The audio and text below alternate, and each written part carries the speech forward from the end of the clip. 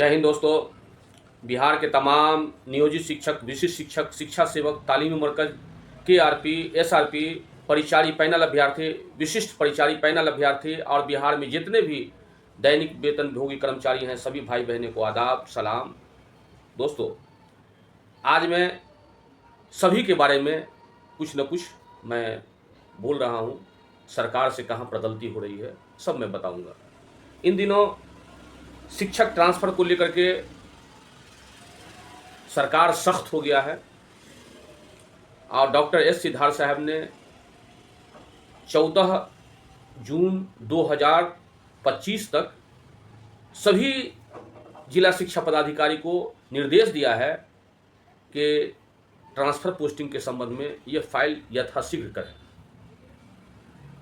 और शिक्षा विभाग के जो DEO साहब हैं, बिहार के सभी DEO साहब वो एक्टिव हो गए हैं और इधर माननीय नीतीश कुमार भी शिक्षा प्रतिनिधि से बैठक करेंगे, शीघ्र करेंगे और ये सब चर्चा चल रहा है। उम्मीद की जाती है कि 19 जून को सभी शिक्षकों के जो लोग आवेदन किए हैं उसके मोबाइल में मैसेज आ जाएगा। लेकिन शिक्षक लोग असंतोष व्यक्त कर रहे हैं। इतना बात ज़रूर है कि शिक्षकों पर सरकार का सख्त नज़र है, डॉक्टर एस सिद्धार्थ साहब का सख्त नज़र है। वो नज़दीक क्या, जैसे सुनने में आ रहा है सोशल मीडिया में और देखने में भी आ रहा है कि अनुमंडल से बाहर ही ट्रांसफ़र होगा। देखिए, महिलाएं शिक्षिका पर कुछ विशेष ध्यान दिया गया। आशा की जाती है कि महिला शिक्षिकाओं को वो प्रखंड के अंदर ही में जो है माने स्थानांतरण होगा, पदस्थापित होगा। दोस्तों, 1-2 दिन से लगातार मैं भारतीय संविधान की धारा 14 के बारे में बता रहा था। इस संबंध में मैं भारतीय संविधान की धारा 14, 16 और धारा 19 के बारे में लगातार अभी 1 सप्ताह में कुछ न कुछ बताऊंगा। चूँकि आपके सामने मैं बात कर रहा हूँ, मैं भी बिहार विधानसभा सचिवालय में कार्यरत रह चुका हूं और अपने अनुभव के आधार पर जो एक्सपीरियंस, जो नज़र से देखा हूं, वही बात मैं सही बताऊंगा। सरकार, बिहार सरकार और डॉक्टर एस सिद्धार्थ साहब हो, अपर मुख्य सचिव या अपर मुख्य सचिव, पूर्व अपर मुख्य सचिव के पाठक हो, इससे भयंकर गलती हुआ है जो रफू नहीं किया जाता। माने बहुत बड़ा भयंकर मामला हुआ है। हिंदुस्तान हो या बिहार को हो, किसी भी कानून में नहीं लिखा हुआ है कि डायरेक्ट 55 वर्ष का भी आदमी, 40 वर्ष का भी आदमी, अब 42 वर्ष का भी आदमी डायरेक्ट नौकरी ज्वाइन कर सकता है एग्जामिनेशन दे करके। ऐसा कहीं नहीं है। ये लॉ है कि बिहार सरकार हो या उत्तर प्रदेश सरकार हो या कोई भी सरकार हो, स्टेट गवर्नमेंट, वो अपने यहाँ आवेदकों से आवेदन ले करके मैक्सिमम एज 40 वर्ष है, उससे ज़्यादा नहीं है, तो आवेदन लेके बहाल कर सकते हैं। यहाँ हुआ है क्या, बिहार में बहुत बड़ा गलती हुआ है। दोस्तों, कितना बड़ा गलती हुआ है कि आप देखिए, यह चैनल शोषित, पीड़ित, दबे कुचले शिक्षकों, ये इसका चैनल है, इसलिए आपका भी हक होता है इसको सब्सक्राइब कीजिए और शेयर कीजिए ताकि माननीय नीतीश कुमार, डॉक्टर एस सिद्धार्थ साहब के नज़दीक पहुँच जाए और इस बात पर छानबीन हो कि भारतीय संविधान की धारा 14 के बारे में मैं बोल रहा हूँ वो गलत है या सही है, ताकि आपका भी काम हो जाए। भारतीय संविधान की धारा 14 के अनुसार किसी भी कर्मचारी को नौकरी ब्रेक कर करके डायरेक्ट एप्लीकेशन लेकर के, जिसका उम्र 42 वर्ष हो, 45 वर्ष हो, 50, 55 वर्ष हो, 58 वर्ष हो, इसको डायरेक्ट अपॉइंटमेंट करना एग्जामिनेशन लेकर के, ये अधिकार न बिहार सरकार माननीय नीतीश कुमार का है, न डॉक्टर एस सिद्धार्थ साहब का है। ये पावर ही नहीं है। चूँकि भारतीय संविधान में अगर आप 42 वर्ष का एप्लीकेशन लेते हैं तो शिक्षकों का भी लीजिए और आवाम जनता का भी लीजिए, जनता का लीजिए, एक समान बहाल निकाल दीजिए और एज में आप संशोधन करके विधानसभा हो, विधान परिषद हो, लोकसभा हो, राज्यसभा हो, यहाँ से पास करवा करके बिहार गजट में जब निकल जाएगा कि 42 वर्ष का आदमी, 50 वर्ष का आदमी, 58 वर्ष का आदमी अप्लाई कर सकता है, तो वो मान्य है। नहीं तो कभी ऐसा भी होता है कि मामूली सी लफ्ज़ से हज़ारों साल के रिश्ते यकायक टूट जाते हैं। वही हाल हुआ था बिहार विधानसभा का, वही हाल हुआ था हेल्थ डिपार्टमेंट का। बिहार में तो 1990, 91, 92 में हरा करके कितना बहाली साफ हो गया, समाप्त हो गया। लोग कहता था इसी हरा भरा रहेगा। अब तो हम लोग माने ज़्यादा एज हुआ, 65 वर्ष उम्र हो रहा है ओरिजिनल, और इसीलिए अनुभव जो होता है बहुत बड़ा शक्ति और ताकत होता है। नहीं तो लोग को हमेशा लगता है कि चमकता हुआ सितारा है, चमकता हुआ चांद है, सोना चमक रहा है, हकीकत को अंदाज़ा नहीं है। आप लोग देखे होंगे कि कहीं भी एक्सीडेंट होता है, कल ही एक्सीडेंट हुआ है, एक्सीडेंट क्या, क्रैश किया है प्लेन अहमदाबाद में, 1 सेकंड में कितना लोगों का जान चला गया। रोड पर भी 2 मिनट में कितना लोगों का जान चला जाता है। कानून जब पकड़ेगा बड़े से बड़े लोगों को जेल के सलाखों में बंद कर देता है। कानून सबसे बड़ा है। आजकल तो बहुत सोशल मीडिया बढ़ गया है, इसीलिए सरकार से गुजारिश है कि असंवैधानिक कार्य करने से शिक्षकों को बहुत बड़ा नुकसान हो सकता है। कौन किताब में लिखा हुआ है, कौन कानून में लिखा हुआ है कि सर्विस ब्रेक कर करके और उसके बाद आपको जो है विशिष्ट शिक्षक का इम्तहान लेकर के ज्वाइनिंग करवा रहे हैं, ना ओल्ड पेंशन स्कीम दे रहे हैं, अब कुछ नहीं दे रहे हैं, सिर्फ लॉलीपॉप दे रहे हैं। ये ठगने का काम बिहार सरकार कर रहा है। माननीय श्री अपर मुख्य सचिव श्री के पाठक, पूर्व अपर मुख्य सचिव, और श्री एस सिद्धार्थ साहब ऐसा गलती काम किए हैं। ये लोग IAS हैं, कम से कम एक सीनियर मोस्ट एडवोकेट, और किताब देख करके जो ही मैंने इन लोगों का एग्जामिनेशन लेना चाहिए। नहीं तो आप डायरेक्ट, बिहार में चल ही रहा है, हिंदुस्तान में चल रहा है, डिपार्टमेंटल एग्जाम हुआ, सेवा में निरंतरता हो गया, रिलीविंग हो गया, ज्वाइनिंग हो गया, कोई नहीं, इस सर्विस इस्तीफा दीजिए, डायरेक्ट ज्वाइन कीजिए। कहाँ का इंसाफ है? यह असंवैधानिक है। भारतीय संविधान की धारा 14 महाशक्तिशाली है। हिंदुस्तान में अनुशासन ही देश को महान बनाता है। श्रीमती पूर्व प्रधानमंत्री श्रीमती इंदिरा गांधी थी, उस वक्त में मैं देखा करता था कि हर बस में, हर दीवार में, हर जगह लिखा रहता था अनुशासन ही देश को महान बनाता है। पता नहीं ये शब्द लोग जो है कहां फिर छोड़ दिए। कम से कम देख करके भी डर लगता है कि अनुशासन ही देश को महान बनाता है।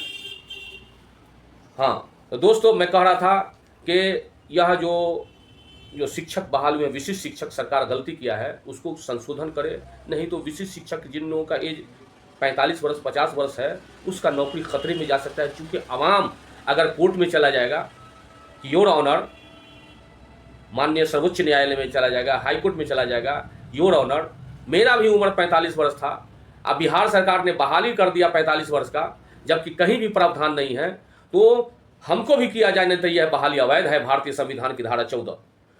माननीय नीतीश कुमार का पावर नहीं है कि भारतीय संविधान की 14 को चेंज कर दे। डॉक्टर एस सिद्धार्थ ACS साहब का भी पावर नहीं है कि माने अपने आप को संशोधन कर दे। आप देखे होंगे जब पूर्व ACS के पाठक साहब आए तो अपने से 4 गो IAS का जो है कानून बना दिया, सिग्नेचर कर दिया कि जो सक्षमता परीक्षा पास करेगा तो ठीक है, 3 चांस दिया जाएगा, और चौथा चांस उसको दिया ही नहीं जाएगा, और ऐसे आदमी का नौकरी को बर्खास्त कर दिया जाएगा, न शिक्षक के लायक नहीं है। लेकिन हाईकोर्ट ने पकड़ा, हाईकोर्ट ने कहा नहीं, आपका ये पावर नहीं है, आप इंटरफियर नहीं कर सकते हैं। नियोजित शिक्षकों को 60 साल के लिए फाइनल है, पर उसके लिए प्राधिकार है, अपराधिकार भी समाप्त नहीं होगा। कहाँ गए के पाठक साहब? वो अपने चले गए। कानून ऐसा होता है, कानून का गिरफ्त बहुत मजबूत होता है। अनुशासन ही देश को महान बनाता है। दोस्तों, अब मैं नियोजित शिक्षकों के बारे में कहना चाहता हूं कि सरकार इसके साथ सौतेला व्यवहार करती है। समान काम का समान वेतन नहीं। उसके बाद BPSC शिक्षकों और शिक्षिकाओं के साथ तो और भी अत्याचार कर रही है सरकार। इतने बड़े संस्था से पास करा करके आप 25,000 का जो है बेसिक स्किल दे रहे हैं। गलत बात है। एक आदमी को कोई घी खाएगा कोई स्कूल में, और एक आदमी माने बेहतर से बेहतर पराठा खाएगा, एक आदमी को नमक रोटी दीजिएगा तो वहाँ पर क्रांति हो जाएगा, मार फंस जाएगा एकदम। ये इंसाफ नहीं हुआ। समान काम का समान वेतन, समान काम का समान वेतन मिलना चाहिए। इसीलिए सरकार से गुजारिश है कि समान काम का समान वेतन दीजिए। आपका इलेक्शन आने वाला है, और यह शिक्षक राष्ट्र के निर्माता हैं, शिक्षक बच्चे के भविष्य के निर्माता हैं। ये लोग खुश रहेंगे तो आप अमर रहेंगे, नहीं तो शिक्षक खुश नहीं रहेंगे, बिहार सरकार के कर्मचारी खुश नहीं रहेंगे तो आपकी सरकार डगमगा के गिर सकती है। फिर दूसरा विकल्प होगा दूसरा आएगा, दूसरा तो कह रहा है, दूसरा तो ऑफर दे रहा है अभी इलेक्शन में कि हमारी सरकार आएगी तो समान काम का समान वेतन देंगे। अभी मैनिफेस्टो में बहुत सा मामला आ रहा है, देखिए क्या होता है। ठीक इसी तरह से शिक्षा सेवक तालीमी मरकज को, इन लोगों को कोई अन्याय हो रहा है, 22,000 23,000 रुपया वेतन दे रहा है, कहाँ का इंसाफ है। एक आदमी को इसी स्कूल में 50,000, 1.5 लाख, 1 लाख, एक आदमी को 22,000, उसका भी ऑनलाइन अटेंडेंस, वो भी ड्यूटी में जाता है। ये सब ठीक नहीं हो रहा है। शिक्षा सेवक तालीम मरकज को भी समायोजन किया जाए। अगर आपको बहाल करना है तो फिर फ्रेश बहाल कर लीजिए शिक्षा सेवक तालीम मरकज को, उसको 22,000 दीजिए। लेकिन इन लोगों को 15 वर्ष से रह रहा है, सरकारी प्रावधान है, इंडियन सर्विस एक्ट में लिखा हुआ है कि जो 240 दिन ड्यूटी कर लिया उसको परमानेंट समायोजन होगा। माननीय नीतीश कुमार कानून का उल्लंघन कर रहे हैं। सरकार से मेरा गुजारिश है, इस सोशल मीडिया राइन फैमिली चैनल से गुजारिश है कि आप शिक्षा सेवक तालीमी मरकज को भी समायोजन कीजिए।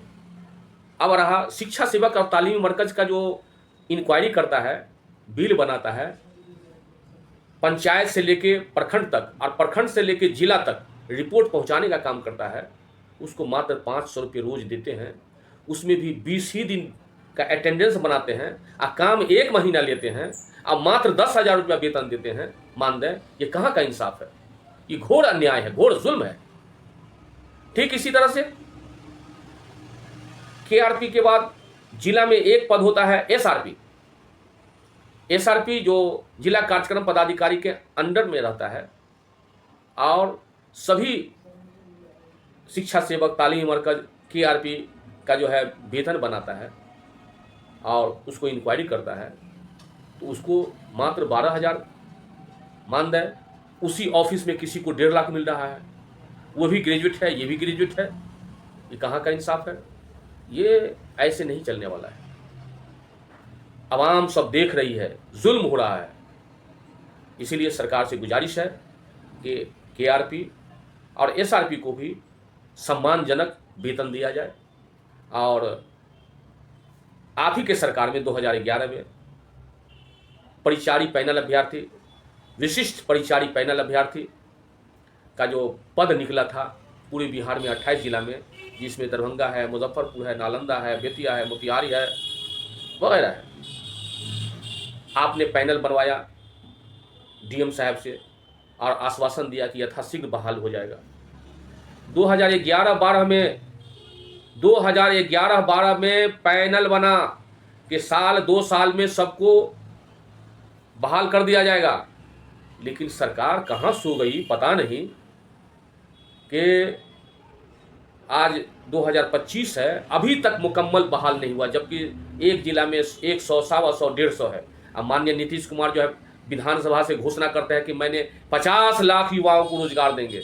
100-200 तो जिला में कर नहीं रहे हैं, खाली आश्वासन दे रहे हैं, मीठे मीठे लॉलीपॉप दे रहे हैं। ऐसा नहीं। माननीय नीतीश कुमार, मैं आपको राइन फैमिली चैनल से अवगत कराना चाहता हूं कि परिचारी पैनल अभ्यर्थी, विशिष्ट परिचारी पैनल अभ्यर्थी जो आपके डीएम साहब ने पूरे जिला को पैनल बनाया और आप ही के सरकार ने इन लोगों का जो सितंबर में एग्जामिनेशन ले लिया, यहाँ के सर्वोच्च न्यायालय ने फैसला भी दे दिया, हाईकोर्ट ने फैसला भी दे दिया, समायोजन किया जाए। और बहुत लोगों का एज भी एक्सपायर कर गया, किसी का एज 2 महीना बचा हुआ है, किसी का 5 वर्ष बचा हुआ है, किसी का 4 वर्ष बचा हुआ है, और अभी तक मुकम्मल बहाल नहीं हुआ। और झूठ का पुलिंदा सिर्फ जब माननीय जितना माननीय एमएलए है बिहार के और आपके नज़दीक सख्ती करते हैं तो आप सिहम कर कहते हैं मैंने 50 लाख युवाओं को रोजगार दूंगा। ये झूठ का पुलिंदा वहाँ खोल देते हैं, मन गदगद हो जाता है। लेकिन फिर इसीलिए जनहित में, लोकहित में परिचारी पैनल अभ्यर्थी, विशिष्ट परिचारी पैनल अभ्यर्थी, जितने भी डेली वेजेज कर्मचारी हैं सभी को समायोजन कीजिए। बिहार जय विजय रहेगा और आपके नाम बिहार का विकास पुत्र माननीय नीतीश कुमार ही रहेगा। इसीलिए आपसे विनती करते हैं, गुजारिश करते हैं, निवेदन करते हैं, प्रार्थना करते हैं कि जितने भी दैनिक वेतनभोगी कर्मचारी है, केआरपी हो, एसआरपी हो, नियोजित शिक्षक हो, जितने भी समान काम का समान वेतन देते हुए, ओल्ड पेंशन स्कीम देते हुए, चूंकि ओल्ड पेंशन स्कीम जो होता है, ओल्ड पेंशन स्कीम ये बुढ़ापे का हथियार है। सबको समायोजन कीजिए और समान का समान वेतन दीजिए। सब जो भी दैनिक वेतनभोगी कर्मचारी है उसको नियुक्ति पत्र दे दीजिए। जय विजय रहेगा। 3-4 महीना के बाद तो फिर इलेक्शन आ रहा है, आप देखिए आप बनते हैं या किसी किस्मत में होगा, भाग्य में होगा, वही बनेगा। मेरा उम्मीद है कि आप निश्चित दोबारा बनिएगा। लेकिन इन लोगों को जो है ये सब बहुत मजबूत पिलर है। जितने लोग जो शिक्षक हैं, शिक्षक जिस तरह से नियोजित शिक्षक हो, विशिष्ट शिक्षक हो, शिक्षा सेवक हो, तालीमी मरकज हो, इसको आवाम को कन्विंसिंग करने का पावर है। और सबसे बड़ा पावर होता है जो किसी इंसान को कन्विंस कर दे। बीपीएससी शिक्षक तो इतने बड़े मजबूत, अब बीपीएससी शिक्षिकाएं इतने बड़े मजबूत आपका पिलर हैं कि हर गांव, हर शहर, हर इलाका में है। ये लोग को नज़दीक में जो है ट्रांसफ़र हो जाएगा, समान काम का समान वेतन हो जाएगा, वेतन का बढ़ोतरी हो जाएगा। यह आप ही का है, ये आप ही का अंग है। मुझे मालूम है कि माननीय नीतीश कुमार बिहार के मुख्यमंत्री महोदय, जब आपने बहाल किया था तो दूसरे सरकार को शक था कि ये शिक्षक लोग माननीय नीतीश कुमार ही का आदमी है, इसीलिए इन लोगों को जो है इन लोगों को इलेक्शन में नहीं भेजा जाए। ऐसा हल्ला हुआ था, नहीं भेजा गया। लेकिन आपने ऐसा फुलवाड़ी लगा दिया, शिक्षकों का हो या शिक्षिकाओं का हो या शिक्षा सेवक हो, तालीमी मरकज हो, इतना फुलवाड़ी और बगान लगा दिया, गुलशन लगा दिया कि सब आपका है। लेकिन महोदय, अंतोगतवा आप इन लोगों को समान काम का समान वेतन दे दीजिए। नहीं आपके पास पैसा है तो इन लोगों के पास जो भी पैसा है, आपके इन लोगों का जो भी निकलता है, आप एरियर के शक्ल में इसके खाता पर जमा कर दीजिए और समान काम का समान वेतन दीजिए। नियुक्ति पत्र जो लोग बचे हुए उनको दे दीजिए। दोस्तों, आपसे गुजारिश है कि इस वीडियो को ज़्यादा से ज़्यादा शेयर कीजिए। अब मैं आपसे विदा हो रहा हूँ, इजाज़त दीजिए। जय हिंद, जय भारत।